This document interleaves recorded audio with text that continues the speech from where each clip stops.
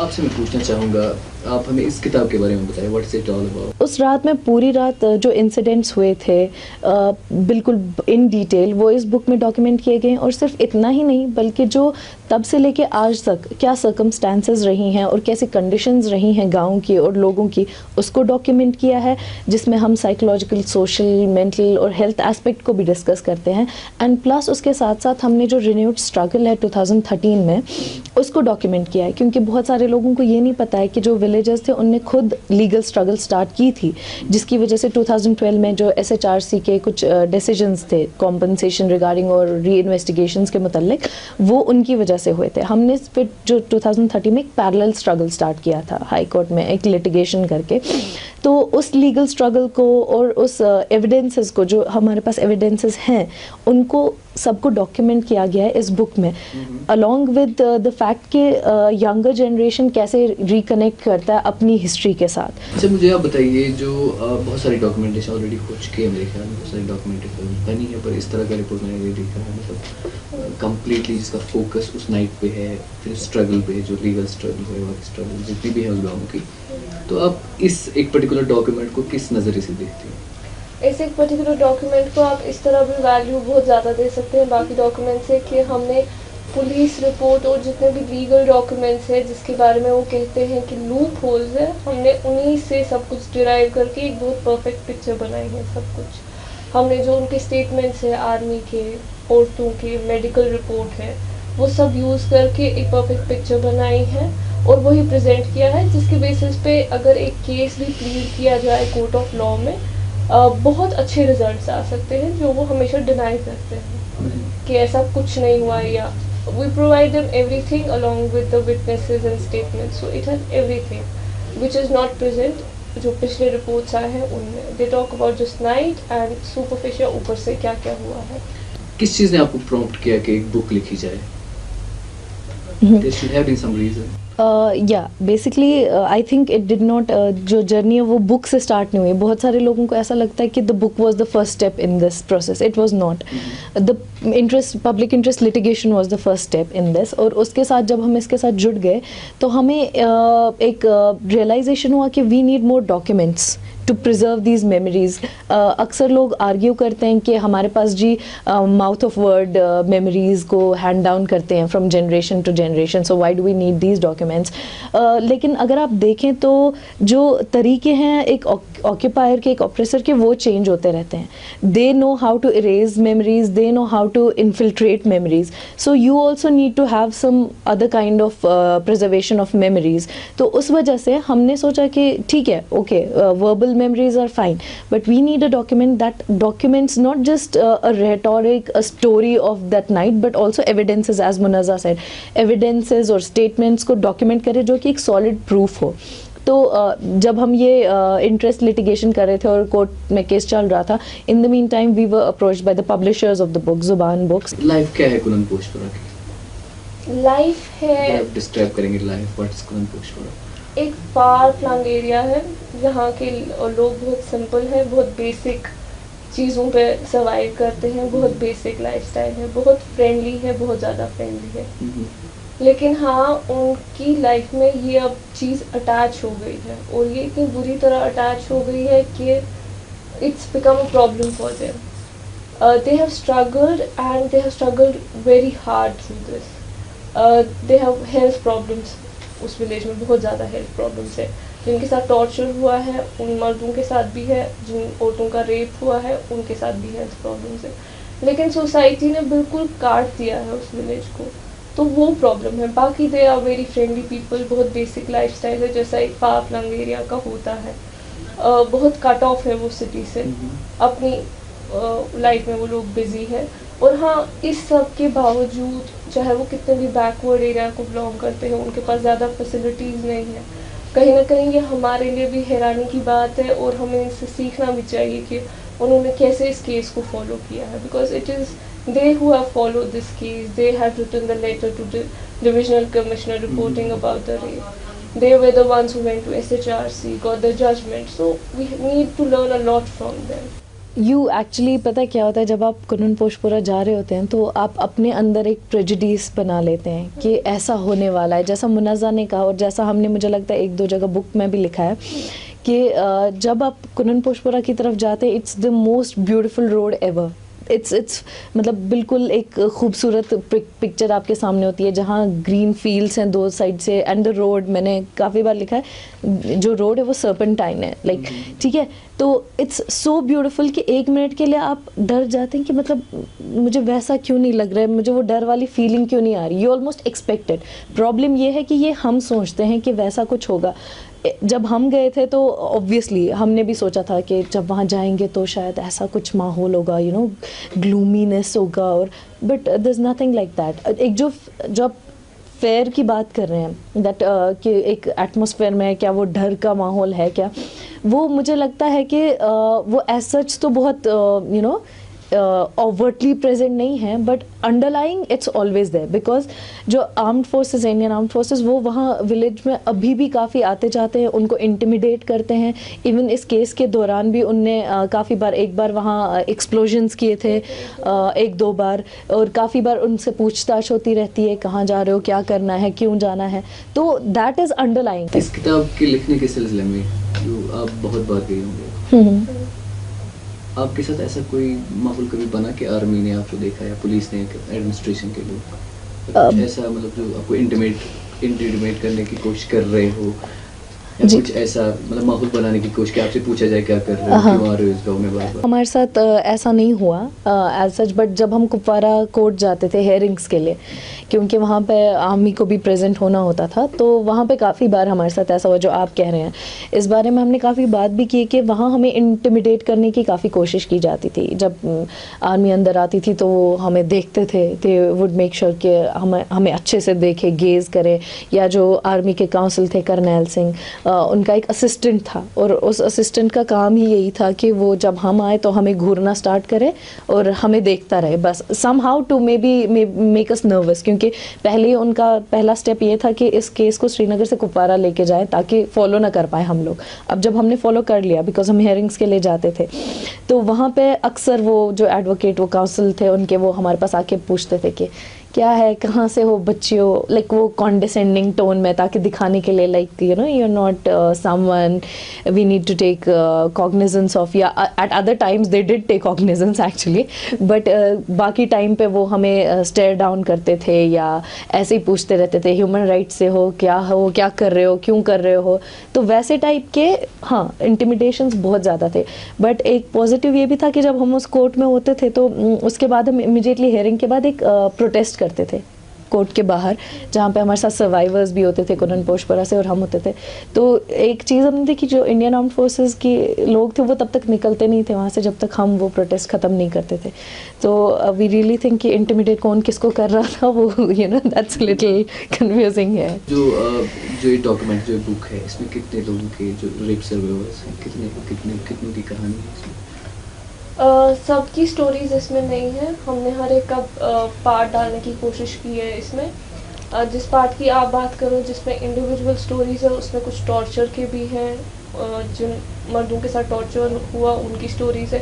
कुछ औरतों की स्टोरीज है जिनके साथ एंटायर फैमिली वाज रेप्ड, कुछ का जिसमें एक दो औरतों का ही रेप हुआ। So we are try to put few, not all, because ये इतना डिटेल्ड अकाउंट है, वो इतने स्टेटमेंट्स है, इतनों के साथ वहाँ हुआ, आप वो एक बुक में कंपाइल नहीं कर सकते हो, because there are lot of stories, every household has a different story of that kind. Usually journalist put it as 30 to 35, state says it is 50 because 50 cause of the SHRC judgment. जो SHRC से judgment है उसमें 50 कहा गया है।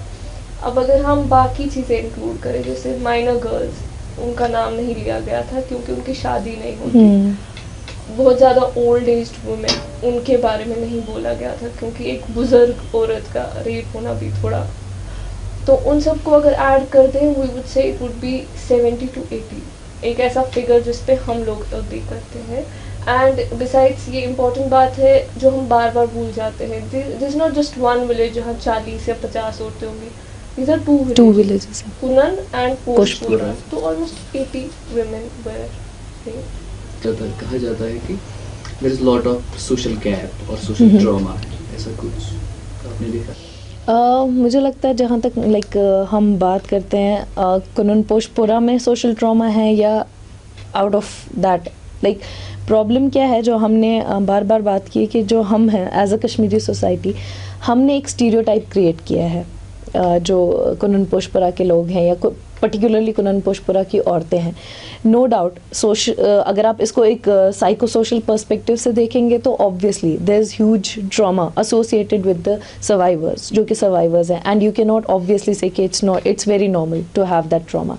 But एक चीज़ जिसको हमने बार बार नोटिस नहीं किया है या बार बार इग्नोर किया, वो है कि उनका जो फाइट बैक स्पिरिट है। ट्रू ट्रॉमा है, ट्रॉमेटाइज वो अभी भी हैं आई थिंक, और उस इंसिडेंट की वजह से बाकी जो सोसाइटी एज अ होल है उनमें भी कहीं ना कहीं वो ट्रॉमा है, वो फेयर है। बट जो हमने एक इग्नोर किया कि वो उस स्टीरियोटाइप से बाहर आए हैं। जो आज का मॉडर्न डिस्कोर्स है रेप को लेके कि rape survivor should not be ashamed, shame should be associated with the perpetrator not the victim, उसको उन्होंने बहुत पहले से उस नैरेटिव को आगे लेके वो आए हैं, क्योंकि अगर वो नहीं आते तो शायद वो अपना नाम कभी आगे नहीं देते। लेकिन unfortunately we as a society I think have failed them, क्योंकि हमने क्या किया, जबकि वो फाइटर्स हैं हम बार बार उनको प्रेजेंट करते हैं as you know poor women who can not do anything, और हमने उस इंसिडेंट को उनकी ज़िंदगी का इतना हिस्सा बना दिया कि अब हम उनको उसके सिवा देख ही नहीं पाते हैं। मतलब we just want them to be वो न्यूज़ मटेरियल जो जैसा होता है। तो that is one issue and that is one aspect जहाँ पे हम फेल हुए सोशली। तो अगर वो ट्रॉमा ख़त्म भी हो जाता जो एक इंसिडेंट के बाद है, I think we have contributed a lot to keep it going for years now. It has been now 5 years, yeah. कुछ चेंज दिखे आपको? Has anything changed? Has anything changed? उस गांव में yes, things have changed. They have tried to move out of it. They have tried to take their new generation forward without keeping the stigma attached to them. हाँ, with regard to society, अभी भी वो as a news इस चीज़ को लेते हैं, and society is not as supportive as it should have been. लोग अभी भी इस चीज़ को एक्सेप्ट नहीं करते हैं। कुछ लोग तो इस हद तक कह देते हैं कि अगर ऐसा हुआ है, why do we need to talk about it? But it is the people of the village who have decided they need talk about it. और उसकी वजह है कि उनको लगा था कि कहीं ये आर्मी वाले फिर से वापस ना आ जाए या किसी और गांव में ना हो जाए। अब जब वो गांव के इतने दूर इलाके के इतना मतलब उन सेंसिबल चीज़ को लेके मतलब ये सोच सकते हैं कि ये कहीं और भी हो सकता है, and we need to take a step. हमारी जो यहाँ की सोसाइटी है वो बिल्कुल उन्होंने उनको छोड़ दिया है। वो ऐसे उनके साथ रहते हैं कि कुनन पोशपुरा हाय हाय मत बोलो कि वहाँ क्या हुआ था, बात भी मत करो, जबकि ऐसा नहीं होना चाहिए। अगर कुछ गलत हुआ है we need to talk about it and present it and tell everyone कि क्या हुआ है। मुझे कुछ लोग बहुत ज़्यादा लोग पूछते हैं कि गाँव वालों को प्रॉब्लम तो नहीं थी डॉक्यूमेंटेशन से। हमने उनसे परमिशन ली थी और उनकी परमिशन के बाद ही हमने डॉक्यूमेंटेशन की, क्योंकि वो लोग चाहते थे। वो इतने काबिल और ज़हीन लोग हैं, मुझे लगता है वो बाकी I would consider them to be really better than the rest of the people in the society who call themselves educated and intellectuals, because उन्होंने उस टाइम पे ऐसे डिसीजंस लिए हैं जो अभी भी लोग लेने में बहुत कतराते हैं। उन्होंने अपने बच्चों को इस सब से अलग रखा है, उन बच्चों की प्रॉपर गाइडेंस की है पूरे विलेज ने मिलके, और बिल्कुल ऑर्गेनाइज्ड किया है सब कुछ, बिकॉज उनको पता थी कहीं ना कहीं they would be dejected by the society.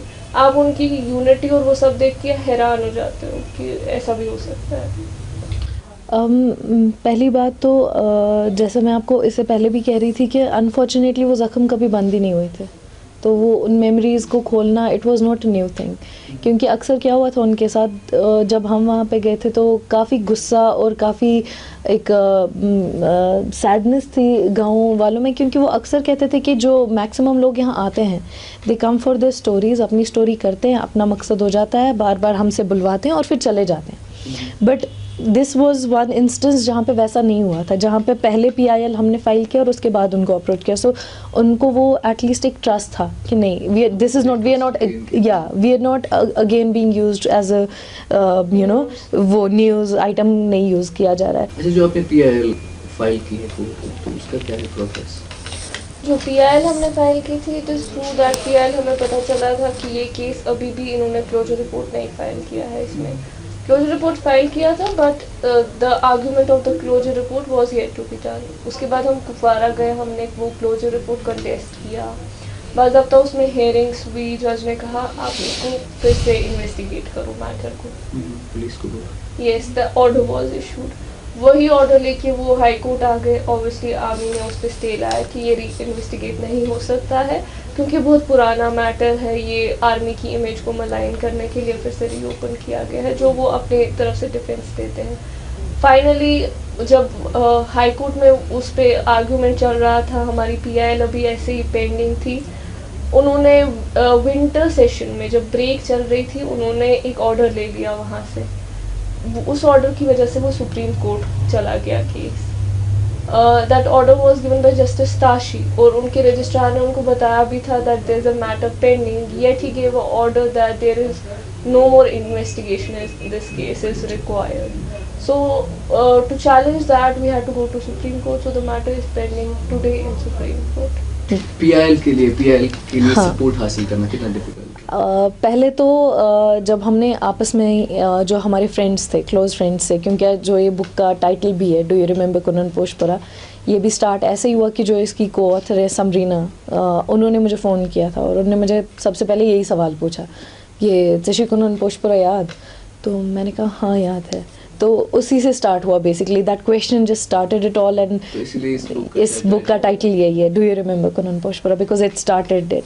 तो मैंने कहा हाँ याद है। तो उसने कहा why don't we do something about it? तो I said is there a scope to do something? She said yes, we have discussed here at CCS and I think we can do a public interest litigation, would you be interested? मैंने कहा yes, हाँ, क्योंकि मतलब this is one chance जो मुझे मिल रहा है to be associated with something, you know, to stand for something. So हाँ, मैंने कहा हाँ।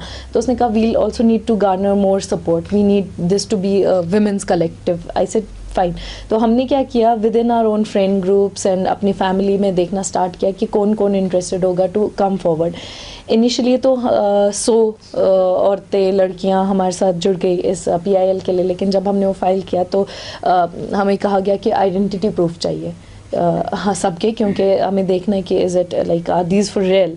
तो उस टाइम पे Ifra was like taking care of all this stuff, जहाँ पे वो आइडेंटिटी प्रूफ्स वगैरह देख रही थी। और तब उनकी माँ जो है उसने उनसे पूछा कि मतलब क्या चेक करना, what are you doing with these identity I cards, the co authors.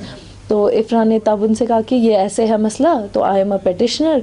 तो उनकी माँ ने पूछा कि कोई भी पेटिशनर बन सकता है? तो उन्होंने कहा मैं भी बनना चाहती हूँ। So that was one good thing, you know, an encouraging step.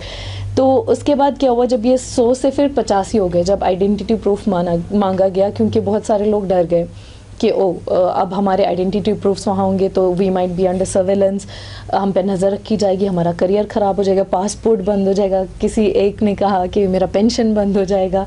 तो बहुत सारे ये इश्यूज़ थे। बट फाइनली इनफैक्ट हमारे पास एक नॉन मुस्लिम पिटिशनर भी थी उसमें, बट ऑल्सो उसको भी विड्रॉ करना पड़ा इसी वजह से। उसके बाद हम 50 लोग रहे एंड में, जिनको हमने पूरा अच्छे से समझाया कि these are the like repercussions that could be faced and ऐसा मसला है, and they said we still want to go ahead with it. तो उसके बाद हमने 50 women finally submitted the PIL and या there was no looking back after that. अच्छा, आपको क्या लगता है what gives the impunity to the forces to commit such crimes? State gives impunity to the forces. What else can be the reason? इसका shortest answer and best possible answer यही है। आप की स्टेट एडमिनिस्ट्रेशन, आपका justice system उनको ऐसे defend करता है, वो ये क्राइम्स करते हैं और उसके बाद वो इनकरेज हो जाते हैं। वो ये क्राइम्स यहाँ भी करते हैं, बाकी स्टेट्स में भी करते हैं।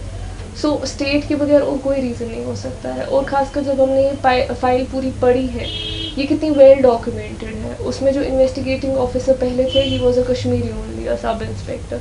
He has worked so hard on this. He has recorded everyone's statement, even army officials. He was transferred at a point when he told that I need to call army officials for the purpose of identification parade.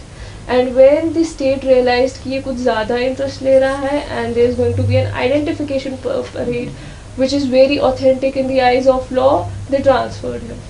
So all these impunities and keeping this file for so long, not filing a closure report, mishandling the file, all this is state impunity and nothing else. Since जो rape है, it's actually a tool in the conflict ridden area, जहाँ पे Absolutely. देखें आप पूरे India में जब बात करते हैं बहुत सारी जगह पे it's used as a tool subjugate करने के लिए लोगों को, specially women are being used as a tool. या तो आपको क्या लगता है कहीं ना कहीं पे ऐसा कुछ पैट्रियार्कल माइंडसेट है?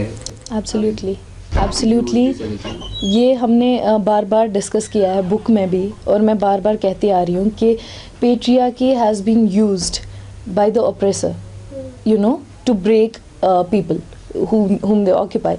क्या होता है कि जैसे आपने बिल्कुल सही कहा, जैसे हमने बुक में भी लिखा है, जैसे हम बार बार कह रहे हैं कि रेप यूज़ ही किया जाता है as a tool to break the community. क्या होता है, हम as a patriarchal society attach करते हैं ऑनर विद विमेन, तो हम क्या करते हैं, वी मेक देम वल्नरेबल। हमने अपना जब ऑनर उनके कंधों पे डाल दिया तो क्या होता है, जो कोई भी बाहर वाला है, they know how to break the community. ओ कम्युनिटी को तोड़ना है, लेट्स यूज़ द विमेन। इनका रेप कर देते हैं तो कम्युनिटी खुद ही टूट जाएगी। तो उस वजह से इवन इस केस में भी जो रेप है, it was used as a reprisal for the villages for supporting militants.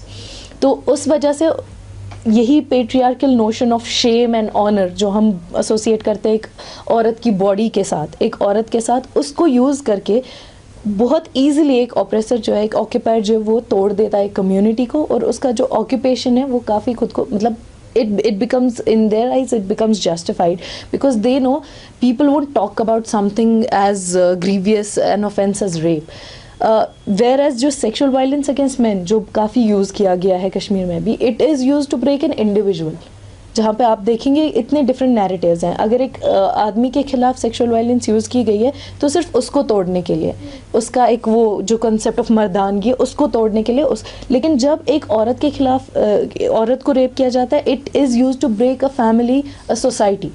तो yes, because unfortunately we are so patriarchal that we shouldn't have been, I have said this time and again, कोई भी ऐसा trade जो support करता है occupation को या एक ऑप्रेसर को, वो हमें होना ही नहीं चाहिए।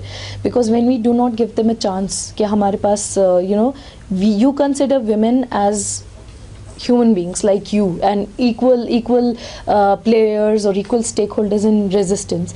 तो मुझे लगता है if we come out of that patriarchal notion and if we do not make patriarchy एक ऐसा tool जो कि वो आसानी से यूज़ कर सकते हैं, there would be a huge difference that you know we can say, because absolutely patriarchy has been used against us।